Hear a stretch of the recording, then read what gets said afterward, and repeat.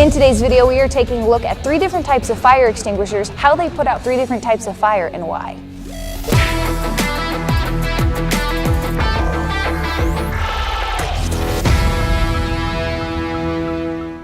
Guys, we are up here at the Dome today with 3 different types of fire extinguishers because we want to take a look at just what's inside them and what kind of fires they can put out. So to start out with, we need some fire. Yay, fire! So first, let's talk about the different types of fire extinguishers you can normally find for your house. This is the most common fire extinguisher you're normally going to find. This is your ABC fire extinguisher. Now, A, B, and C stand for 3 different types of fires. So any type of fire that starts with wood, paper, trash, that's a solid fire, and that's a Class A.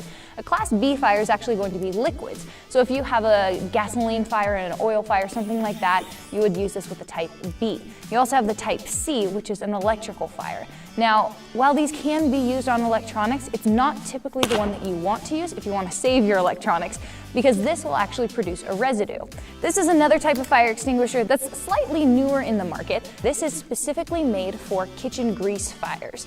As far as I'm aware, this is the only UL approved kitchen grease fire extinguisher. The first ingredient in this fire extinguisher is actually sodium bicarbonate, which is just baking soda. Now, this is going to put out any sort of grease fire, supposedly. We're going to test that. But again, it's going to ruin your food. This is a third fire extinguisher. A lot of times you can find these in office settings. Now, I've never actually used a Tundra fire extinguisher before. Supposedly, this is an aerosol-powered foam spray. Now, I've never used it. I'm not even sure what the ingredients are. I searched and I could not find out online what Tundra uses in their fire extinguishers, so we want to take a look at it.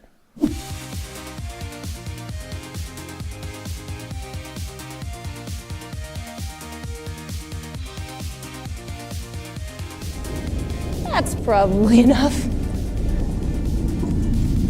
Canola oil has a flash point of 619 degrees Fahrenheit and a fire point of 662 degrees Fahrenheit. So that's what we're trying to get this to. Now, we also have some handheld flares today.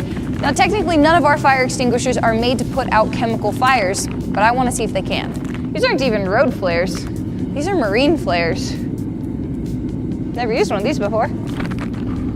We stepped away for maybe 30 seconds and our oil's on fire.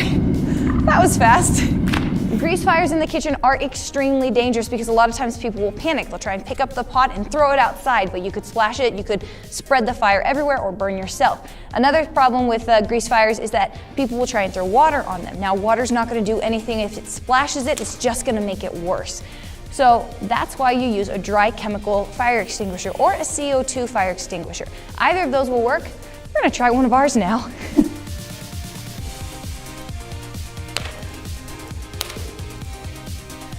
That's a lot of fire.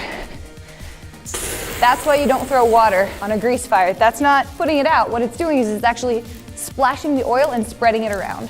That one burned itself out because, again, we're not using too much oil. It's time for round 2.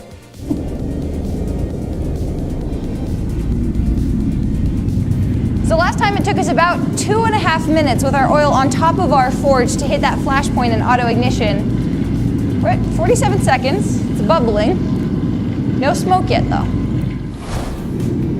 5 minutes. There we go. 5 minutes, 21 seconds.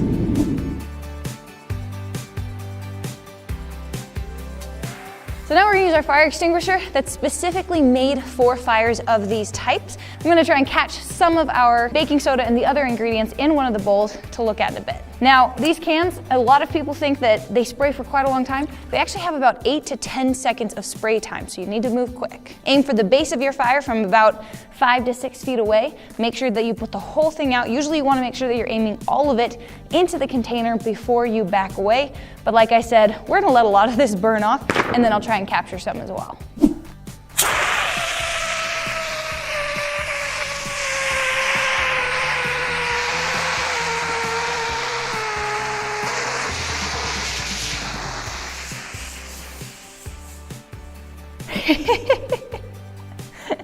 Oh, that is very useful.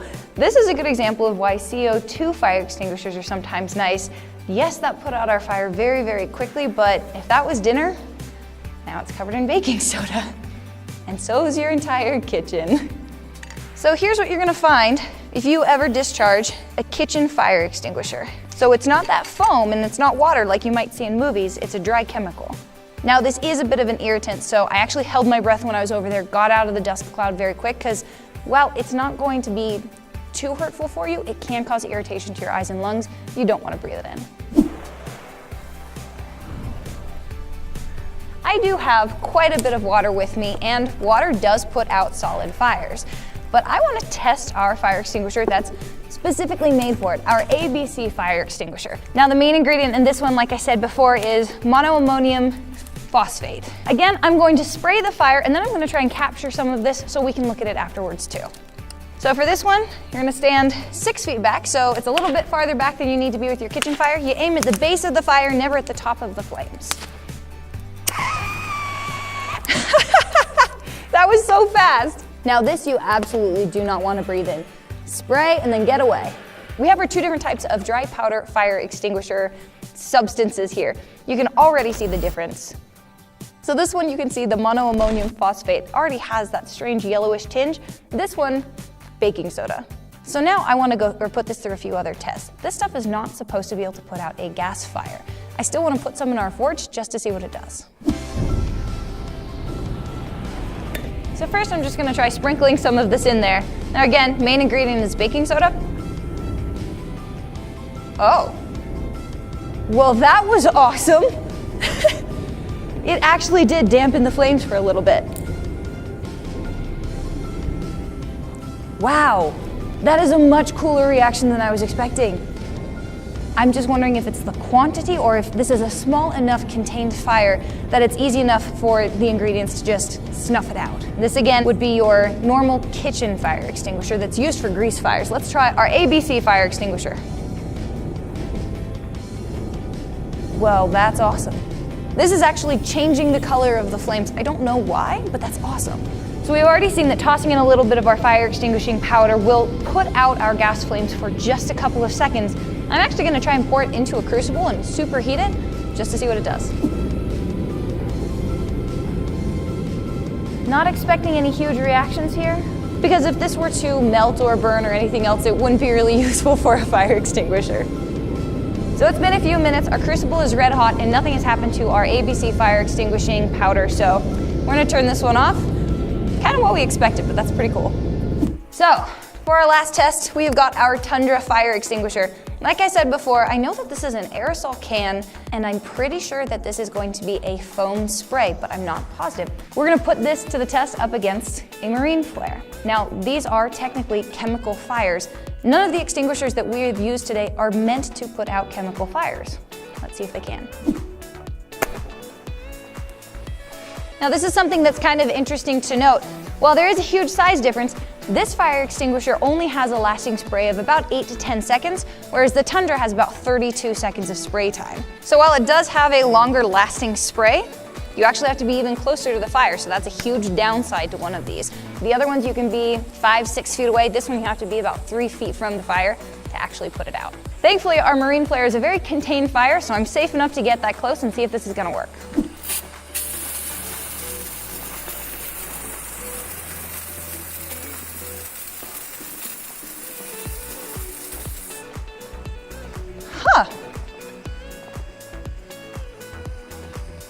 Still going.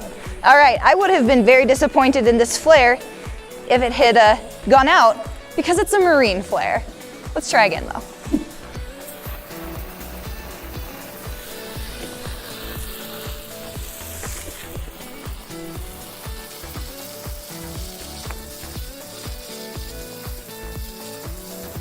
Well, this is interesting. It's not really a foam, it's basically a water.